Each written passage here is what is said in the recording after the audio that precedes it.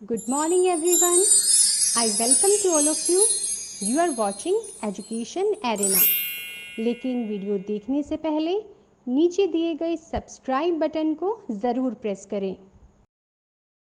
पिछली वीडियो में हमने पाठ पढ़ा था मेरी गुजरात यात्रा और आज हम उसी पाठ का अभ्यास करेंगे।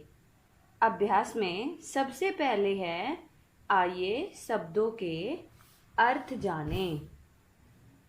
कठिन शब्द और उनका अर्थ। अभिमान मतलब घमंड, उपकार भलाई।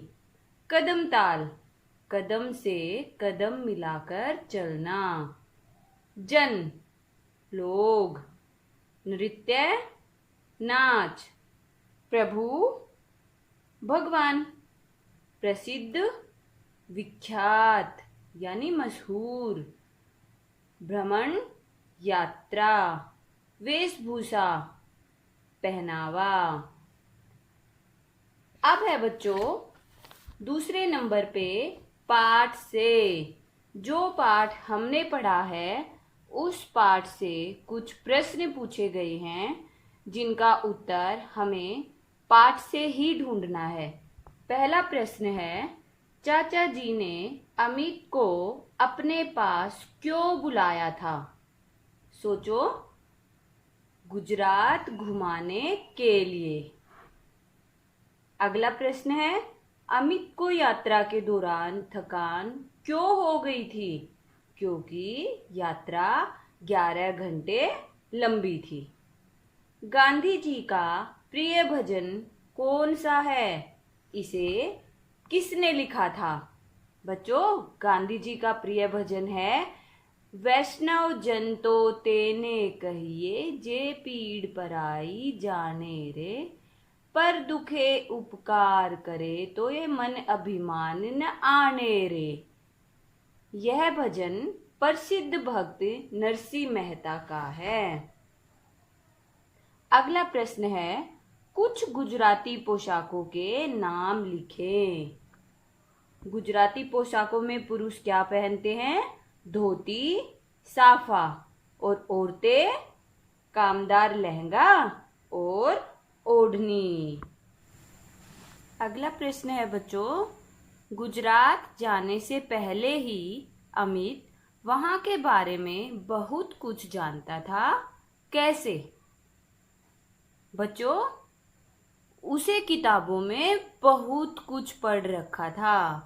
पहले से ही उसने किताबों से बहुत कुछ पढ़ रखा था, इसलिए वो गुजरात जाने से पहले ही गुजरात के बारे में बहुत कुछ जानता था। अब आता है बच्चों आपकी बात। आपसे पूछा जाएगा गर्मी की छुट्टियों में आप कहाँ कहाँ जाना पसंद करेंगे और क्यों?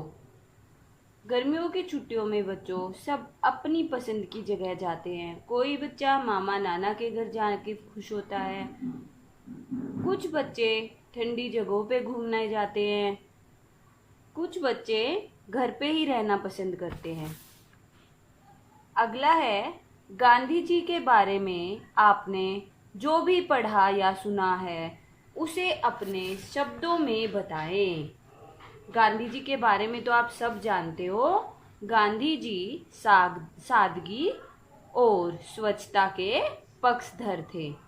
वह अहिंसा में विश्वास रखते थे, हिंसा के खिलाफ रहते थे और अपना काम स्वयं करते थे। गए यदि अमित की जगह आप होते तो गुजरात से अपने साथ क्या क्या लेकर आते? नीचे अमित के बारे में कुछ बातें लिखी हैं, कुछ बातें आप अपने बारे में लिखें। बच्चों ये आपको खुद सोच के करना है। अमित जैसे अमित के चाचा जी गुजरात में रहते हैं, आपके चाचा जी कहाँ रहते हैं? ये बातें आपको पता है तो आप अपनी बुक में लिखिए नहीं तो आप अपने मम्मी पापा या बड़े भाई बहन से पूछ के इन प्रश्नों का जवाब दीजिए। नेक्स्ट आता है पाठ से आगे। इस पाठ में आपने गुजरात राज्य के बारे में बहुत कुछ जाना। अब अपने राज्य से संबंधित निम्नलिखित जानकारी प्राप्त करके लिखे। सबसे पहले, ये तो आप जानते हो ना आप किस राज्य में रहते हो, हरियाणा में। आपके राज्य का नाम क्या है? हरियाणा। हरियाणा के प्रसिद्ध स्थान कौन कौन से हैं? वैसे तो हरियाणा खुद ही बहुत प्रसिद्ध है, इसके प्रसिद्ध राज्य, प्रसिद्ध स्थान कौन कौन से हैं? जैसे कुरुक्षेत्र, पानीपत, रोहतक, फरीदाबाद, पलवल, है ना बच्चों। हरियाणा राज्य की पारंपरिक पोशाक क्या है? पुरुषों में धोती कुर्ता पगड़ी और औरतों में घाघरा कुर्ती ओढ़नी। यहाँ का पारंपरिक नृत्य क्या है? धमाल, खेड़ी, घोड़ी नृत्य। और पारंपरिक भोजन क्या है? सबके घरों में बनता है ना, सर्दियों में हरा साग, बाजरे की रोटी, चटनी, खास तौर पे कचरी की चटनी, नूनी घी, दही और छाछ। ख, गरबा नृत्य गुजरात का प्रसिद्ध नृत्य है। कुछ नृत्य नीचे दिए गए हैं, पता करें और लिखें। भंगड़ा, भंगड़ा कहाँ का प्रसिद्ध नृत्य है? पंजाब राज्य का। डांडिया, डांडिया कहाँ का प्रसिद्ध नृत्य है? गुजरात राज्य का।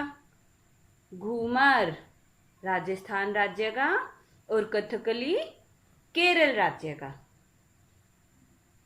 गए, आप जब भी बाहर घूमने के लिए जाएं, अपनी यात्रा का वर्णन कॉपी में लिखें और साथियों को दिखाएं। बच्चों, किताब में ऐसा क्यों लिखा गया है? ताकि जो यात्रा हम करके आए हैं उसकी याद हमें हमेशा रहे और हम उसके बारे में कभी भी अपने दोस्तों से या रिश्तेदारों से बात कर सके। अगला है बच्चों घ पार्ट। वैष्णव जन तो तेने कहिए, जे पीड़ पर आई जाने रे, पर दुखे उपकार करे तो ये मन अभिमान ने आने रे। यह गांधी जी के प्रिय भजन का एक अंश है। इस पूरे भजन को खोजकर कॉपी में लिखें। यह आपका काम है। ये भजन ढूंढो और उसे कॉपी में नोट करो। सबसे अंत में आता है भाषा की बात। अमित की आयु 10 वर्ष है। गोपाल उसका सहपाठी है। सहपाठी कौन होता है? मित्र। श्री कृष्ण को भी गोपाल कहा जाता है। गोपाल के अतिरिक्त श्री कृष्ण को कान्हा, माखन चोर, श्याम, वासुदेव, कन्हैया आदि भी कहा जाता है।